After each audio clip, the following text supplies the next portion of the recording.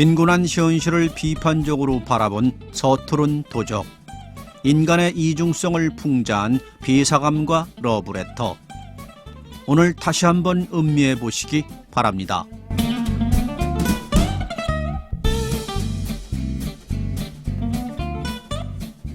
서투른 도적. 창임원박 살림을 차린 뒤로 안잠자기 때문에 약간 머리를 앓지 않았다.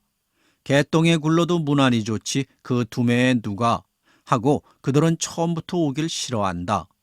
일갓집들의 연줄로 간신히 하나 구해다가 놓으면 잘 있어야 한두 달, 그렇지 않으면 단 사흘이 못 되어 보찜을 싼다. 쑥살 까닭은 여러 가지겠지만 드러내놓은 이유는 한결같이 뻐국새와 물소리가 구슬퍼서라고 한다.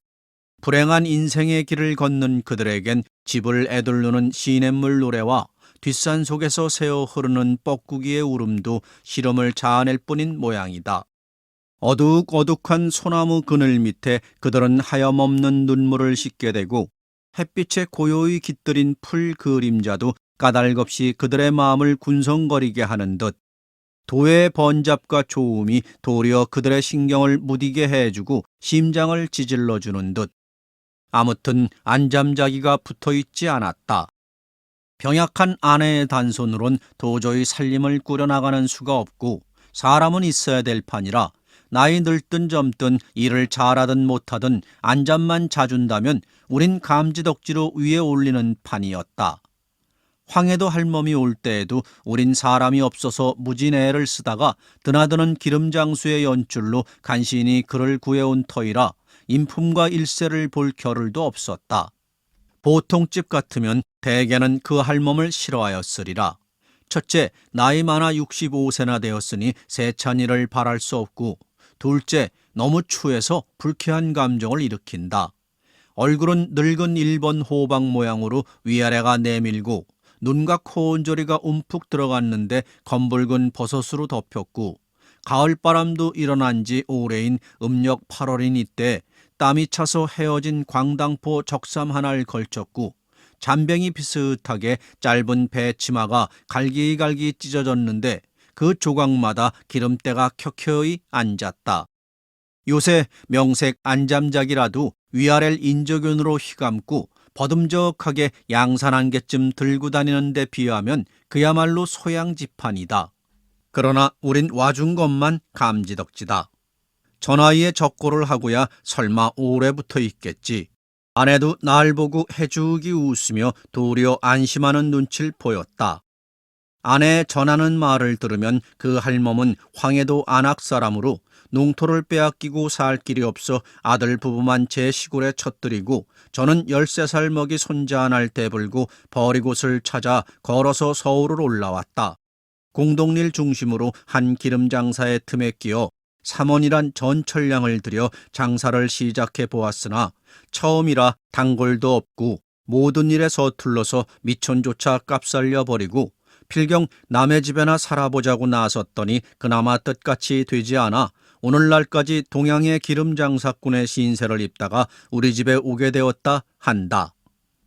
하루 이틀은 무사히 지나갔다. 사흘이 못 되어 피차의 얼굴이 조금 익어지자 그의 호소와 하소연이 6, 7월 장마 모양으로 끊칠 줄 몰랐다. 그는 아내를 조르다 못하여 인제는 나만 보면 조르기 시작한다. 제 손자를 가리키며 나으리 마넴, 저 새끼를 어떻게 하면 좋으시까? 댁으로 대불고 와요? 13살이라도 못할 일이 없세다. 저 건네방이 비지 않았으니까 우리 아들내에게 좀 빌려주시깡요. 이 거룩한 댁에서 살게 해주소. 돈을 10원만 손월급으로 미리 좀 주실까요? 서울에 올라올 때 동네 사람에게 진 빈양을 갚아야 되겠시다. 나으레 마넴, 사람 좀 살리소. 그는 제1신의 모든 어려운 사정을 한꺼번에 해결해 보려는 듯하였다. 처음엔 허허 실수 지나치는 말로만 여겼더니 웬걸 차차 그 하소연이 물론 진정으로 가슴에서 우러나오는 것을 깨달았다. 물에 빠지는 사람이 한 올의 길 부여잡는 모양으로 그는 죽을 힘을 다해서 우리에게 메어 달리는 것을 알았다. 그러나 우리에겐 물론 그런 여유가 없었다. 다달이 몇 푼 월급으로 겨우 꾸려가는 우리에게 그의 손자를 기르고 그의 아들부부를 살릴 힘은 어대를 쥐어짜도 나올 턱이 없었다. 식구라야 우리 내외와 5먹이 딸 하나, 집이 멀고 명색 밭이라고 산기슭에 몇 고랑 있는 탓에 문안 심부름과 집 거두기에 19살 먹은 대욱이란 아이를 들인 터이라 안잠자기 외에 사람 더 둘 필요는 절대로 없었다. 나의 말은 무거웠다. 그에게 동정을 하면 할수록 나의 고통은 컸다. 험난한 인생의 길에 산 표본을 눈앞에 보는 듯하여 나의 가슴만 어두워질 뿐이다. 낮보담도 밤이 더 견디기 어려웠다. 낮엔 나도 집에 붙어있지 않거니와 자기도 일이 바쁘니 조를 겨를이 없으되 밤엔 저녁을 먹고 앉으면 그의 애원은 쉴 새 없이 나의 귀를 울리고 머리를 들먹인다. 두 방의 불떼기가 어려워서 장지로 막은 안방에 우린 아랫간에 자고 그는 윗간에 자니 한 방이나 진배가 없었다. 그의 한숨과 호소는 장지 하나를 격해 폭포수같이 쏟아진다. 그는 좀처럼 잠도 자지 않았다. 내가 깨어있는 듯한 눈치만 보이면 자기의 원정과 서름과 슬픔을 늘어놓았다. 이 거룩한 댁에서 자기를 안 살려주면 누가 살리겠느냐. 내가 꼭 그를 구해야만 될 의무가 있는 것처럼 추근추근하게 굳세게 줄기차게 조르고 볶고 호소하고 애원한다. 불면증이 있는 나는 이따금 뜬 눈으로 새기까지 되었다. 잠꼬대처럼 호솔 중얼거리다가도 그는 흔히 고단한 꿈을 맺는 모양이나 이 꿈이 도무지 길지 않았다. 높던 숨소리는 이내 깊은 한숨으로 변한다. 그렇다. 그것은 정말 깊은 한숨이다. 바닷속 깊이 파도가 이는 모양으로 후 하는 처창한 울림을 낸다. 그의 천마디 만마디 말보단 이 한숨이야말로 그의 슬픔과 번민과 고통을 가장 웅변으로 설명해준다. 나는 잠결에도 이 한숨 소리만 들으면 번쩍하고 눈이 떠진다. 10손 20손이 날 흔들어 깨운다 한들 이 인생의 최후의 휘파람 같은 무겁고 우렁차고 비통한 이 울림처럼 나의 마음을 뒤흔들고 마음을 움직이지 못하였으리라. 나는 고만 잠을 잊어버린다. 그 산란한 괴로운 숨결, 그 탄력 없는 늙고 무거운 팔다리가 이리로 저리로 뒤척거리는 둔한 음향. 그는 청을 하다 듣지 않으니까 대우기를 미워하기 시작하였다. 저놈만 없으면 내 손자가 있게 될 텐데 하고 내심으로 생각하는 모양이다. 새끼의 밥도 잘 찾아주지 않고 더구나 된장찌개 하나 잘 만들어주지 않았다. 나중엔 저 애는 다 컸으니 어디를 가도 재구실을 할 터이니 고만 내어보내고 자기 손잘 갖다 두자고 노골적으로 아내를 졸랐던 모양이다. 눈여린 아낸 처음엔 그를 위하여 눈물까지 흘린 일이 있었으나 이 요구엔 어이가 없었다. 아무리 제 자식을 위한다 한들 어쩌면 있는 사람을 내보내라고까지 한단 말이오. 다 같은 처지에 심청이 나빠. 하고 눈에 밖에 나게 되었다. 할멈이 온 지 한 열흘쯤 지냈으리라. 그는 내일쯤 제 손자를 찾아보고 나오겠다고 청했다. 우린 물론 허락하였다. 오늘 낮쯤 갈 터인데 오늘 아침에 생긴 일이다. 나는 어젯밤에도 잠을 잘 못 자고 심지가 좋지 못한 대로 뒷동산을 한 바퀴 휘돌아 나려오니까 아내가 파랗게 질려서 할멈과 무어라 떠드는 소리를 들었다. 그 사단은 이러하다. 할멈이 일어나 나간 뒤로 아내가 나가보니 마룻바닥에 쌀낫이 흩어져 있었다. 밥쌀을 내다가 떨어뜨린 것인가 하였더니 자세히 살펴보니 마루로부터 뜰로부터 우물 가는 길로 쌀이 줄을 그은 것처럼 흘러 있었다. 하도 이상해서 할멈 뒤를 쫓아가 보니까 그의 걷는 대로 쌀이 줄줄 흘러내린 것을 발견하였다. 필경 할멈의 품속에 쌀을 감추어둔 것이 발견되었다 한다. 그는 헌털뱅이 전에 하나를 주워서 쌀을 불룩하게 집어넣어 가지고 가슴 밑에 찾는데 전대에 구멍이 뚫어져서 그의 걷는 대로 쌀이 흐르게 된 것이었다. 나는 그대로 출근했다가 저녁 때 돌아와서 할멈을 물었더니 그는 품속에서 훔친 쌀을 도로 내어놓고 백배 사죄하며 제 손자한테로 갔다 한다. 손버릇이 나쁘니 물론 집에 둘 수가 없어서 날짜를 따서 월급을 주어서 아주 보내고 말았다 한다.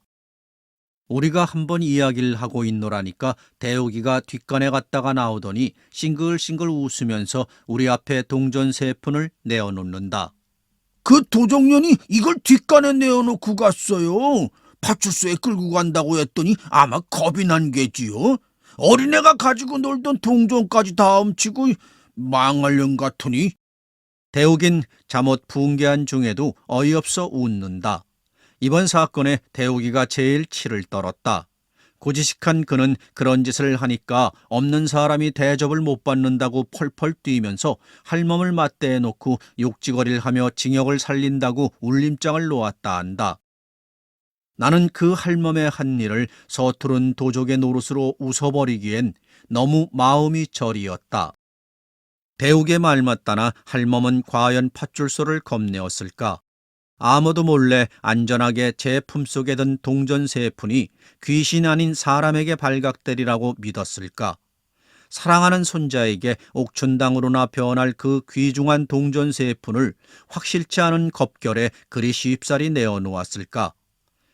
그는 일부러 동전 3푼을 내어던진 것이다. 내어보란 듯이 내어던진 것이다. 섬으로 있는 쌀을 몇 줌 훔친들 어떻단 말이냐? 굶주린 내 손자에게 한 끼 입밥을 해준들 어떻단 말이냐? 무슨 대사냐? 품속에 넣은 쌀까지 우벼 뺏는 알뜰한 여것들아, 이 동전서푼이나 마저 받아라. 그리고 잘 살아라. 마음속으로 외치며 이 동전을 던진 것이다. 우리의 얼굴을 향해서 심장을 향해 이 동전 서푼을 후려갈긴 것이다. 비사감과 러브레터. 시 여학교에서 교원 겸 기숙사 사감 노릇을 하는 B 여사라면 딱장대요 독신주의자요 찰진 야속꾼으로 유명하다. 40에 가까운 노처녀인 그는 죽은 깨 투성이 얼굴이 처녀다운 맛이란 약에 쓰려도 찾을 수 없을 뿐인가 시들고 거칠고 마르고 누렇게 뜬 품이 곰팡슨 굴비를 생각나게 한다. 여러 겹 주름이 잡힌 헐렁 벗어진 이마라든지 숱이 적어서 법대로 쪽지거나 틀어올리질 못하고 엉성하게 그냥 빗겨넘긴 머리, 꼬리가 뒤통수에 염소똥만하게 붙은 것이라든지 벌써 늙어가는 자취를 감출 길이 없었다. 뾰족한 입을 앙다물고 돋보기 너머로 쌀쌀한 눈이 노릴 땐 기숙생들이 오싹하고 몸서리를 치리만큼 그는 엄격하고 매서웠다. 이 비여사가 직업을 하다시피 싫어하고 미워하는 것은 소위 러브레터였다. 여학교 기숙사라면 의뢰의 그런 편지가 많이 오는 것이지만 학교로도 유명하고 또 아름다운 여학생이 많은 탓인지 모르되 하루에도 몇 장씩 죽눈이 사느냐 하는 사랑 타령이 날아들어왔었다. 기숙생에게 오는 사신을 일일이 검사하는 터이니까 그따위 편지도 물론 비여사의 손에 떨어진다. 달짝지근한 사연을 보는 족족 그는 더할 수 없이 흥분되어서 얼굴이 불그락 푸르락 편지 든 손이 발발 떨리도록 성을 낸다. 아무 까닭 없이 그런 편지를 받은 학생이야말로 큰 재변이었다. 하악하기가 무섭게 그 학생은 사감실로 불려간다. 분해서 못 견디겠다는 사람 모양으로 새근새근하며 방안을 왔다 갔다 하던 그는 들어오는 학생을 잡아먹을 듯이 노리면서 한 걸음 두 걸음 코가 맞닿을 만큼 바싹 다가들어서 딱 마주선다. 웬 영문인지 알지 못하면서도 선생의 기색을 살피고 겁부터 집어먹은 학생은 한동안 어쩔 줄 모르다가 간신히 모기만한 소리로 절 부르셨어요? 하고 묻는다. 그래, 불렀다. 왜? 팡 무는 듯이 한마디 하고 나서 매우 못마땅한 것처럼 교의를 우당퉁탕 당겨서 철썩 주저앉았다가 학생이 그저 서 있는 걸 보면 장승이냐? 왜 앉질 못해? 하고 또 소리를 빽 지르는 법이었다. 스승과 제자는 조그마한 책상 하나를 세두고 마주 앉는다. 앉은 뒤에도 네 죄상을 네가 알지? 하는 것처럼 아무 말 없이 눈살을 쏘기만 하다가 한참 만에야 그 편지를 끄집어내어 학생의 코앞에 동댕이를 치며 이건 누구한테 오는 거냐? 하고 문초를 시작한다. 앞장에 제 이름이 쓰였는지라 저한테 온 것이야요. 하고 대답 않을 수 없다. 그러면 발신인이 누구인 것을 재쳐 묻는다. 그런 편지의 항용으로 발신인의 성명이 똑똑치 않기 때문에 주저하다가 자세히 알 수 없다고 내댈 양이면 너한테 오는 것을 네가 모른단 말이냐? 하고 불호령을 내린 뒤에 또 사연을 읽어보라 하여 무심한 학생이 나직나직하나마 꿀같은 구절을 입술에 올리면 비여사의 역정은 더욱 심해져서 어느 놈의 소유인 것을 기어이 알려한다. 기실 보도 듣도 못한 남성의 한 노릇이요 자기에겐 아무 죄도 없는 것을 변명하여도 고지듣질 않는다. 바른대로 아뢰어야 망정이지 그렇지 않으면 퇴학을 시킨다는 둥 제 이름도 모르는 여자에게 편지할 리가 만무하다는 둥 필연 행실이 부정한 일이 있었으리라는 둥 하다못해 어디서 한번 만나기라도 하였을 테니 어찌해서 남자와 접촉을 하게 되었냐는 둥 자칫 잘못하여 학교에서 주최한 음악회나 바자에서 혹 보았는지 모른다고 졸리다 못해 주워댈 것 같으면 사내에 보는 눈이 어떻더냐, 표정이 어떻더냐, 무슨 말을 건네더냐, 미주알 고주알 캐고파며 으르고 볶아서 넉넉히 10년 감수는 시킨다. 2시간이 넘도록 문초를 한 끝엔 사내란 믿지 못할 것, 우리 여성을 잡아먹으려는 마귀인 것, 연애가 자유인이 신성인이 하는 것도 모두 악마의 지어낸 소리인 것을 입에 침이 없이 열에 띄어서 한참 설법을 하다가 닦지도 않은 방바닥, 침대를 쓰기 때문에 방이라 해도 마룻바닥이다. 방바닥에 그대로 무릎을 꿇고 기도를 올린다. 눈에 눈물까지 글썽거리면서 말끝마다 하느님 아버지를 찾아서 악마의 유혹에 떨어지려는 어린 양을 구해달라고 뒤삼고 곰삼는 법이었다. 그러고 둘째로 그의 싫어하는 것은 기숙생을 남자가 면회하러 오는 일이었다. 무슨 핑계를 하든지 기어이 못 보게 하고 만다. 친부모 친동기가 아니라도 규칙이 어떠니 상학 중이니 무슨 핑계를 하든지 따돌려 보내기가 일수다.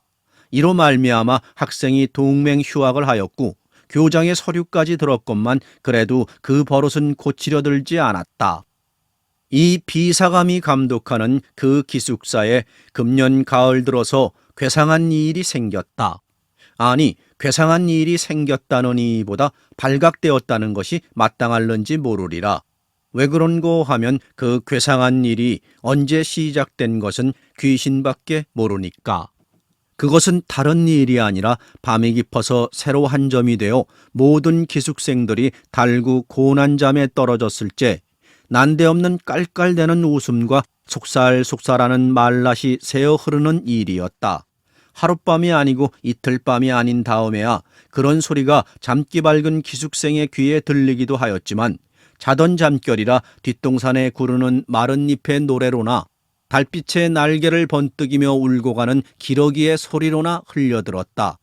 그렇지 않으면 도깨비의 장난이나 아닌가 하여 무시무시한 증이 들어서 동무를 깨웠다가 좀처럼 동무는 깨지 않고 제 생각이 너무도 어림없고 어이없음을 깨달으면 밤소리 멀리 들린다고 학교 이웃집에서 이야기를 하거나 또는 딴방에 자는 제 동무들의 잠꼬대로만 여겨서 스스로 안심하고 그대로 자버리기도 하였다.